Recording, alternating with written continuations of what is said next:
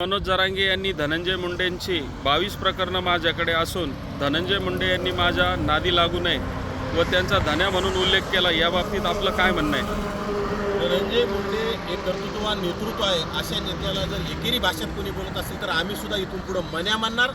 आणि या राज्यामध्ये गृहविभाग आहे, कोणाचे 22 सोडून 2200 जरी प्रकरणं असले तर गृहविभाग गृहमंत्री सक्षम आहे, त्याच्यामध्ये तपास करतील आणि योग्य ती कारवाई करतील।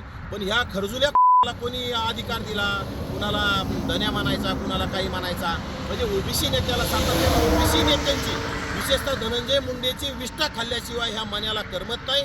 ते सातत्यानं धनंजय मुंडेंच्या नावाने बरळत राहतं, पाठीमागे छगन भुजबळांच्या नावाने बरळत होतं, आता धनंजय मुंडे। खरं तर ह्या भिकार चोटाने त्या पोटकर पाटील असतील, त्याचा अमोल खुने असेल किंवा ते महाराज असतील यांच्या प्रश्नाची उत्तरं देण्याऐवजी फक्त धनंजय मुंडे, कारण की आता स्वतःचं भांडं फुटण्याची वेळ आलेली आहे आणि स्वतःचं भांडं फुटू नये म्हणून धनंजय मुंडेचं नाव घ्यायचं, धनंजय मुंडेने माझ्या सुपाऱ्या दिल्यात असं सांगून समाजाला भावनिक करण्याचा प्रयत्न आहे, बाकी काही नाही। आणि विशेषतः धनंजय मुंडेला याची सुपारी देण्याची गरजच नाही, कारण की यांनी आती केलेलं एक दिवस याची माती होणार आहे की स्वतःच्या कर्तृत्वानं स्वतःच आत्महत्या करील। आणि त्यावेळी सुद्धा ओबीसी नेत्यांच्याच नावाने हे कुठेतरी आरोप करून आत्महत्या केल्याशिवाय राहणार नाही, कारण की याचं वाटोळं झाल्याशिवाय राहणार नाही। यांनी अतिशय राज्यामध्ये जातीवाद फैलावला आहे आणि याच्या डोक्यात फक्त जातीवाद आणि स्वतःच्या प्रसिद्धीसाठी फक्त गरीब मराठा म्हणायचं। याच्या कुटुंबामध्ये करोडोची संपत्ती यांनी जमवली आणि स्वतःचं भलं करून घ्यायचं, गरीब मराठ्यांना फक्त गोड बोलून फसवायचं,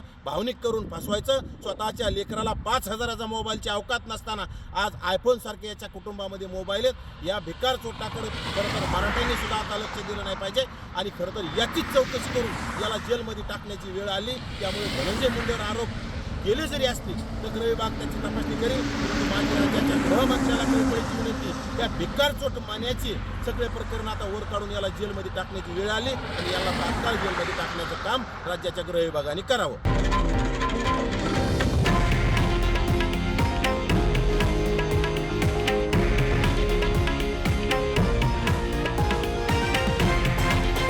हे आहे देशातील नंबर 1 न्यूज नेटवर्क आणि आपण पाहत आहात TV9 मराठी, एकमेव।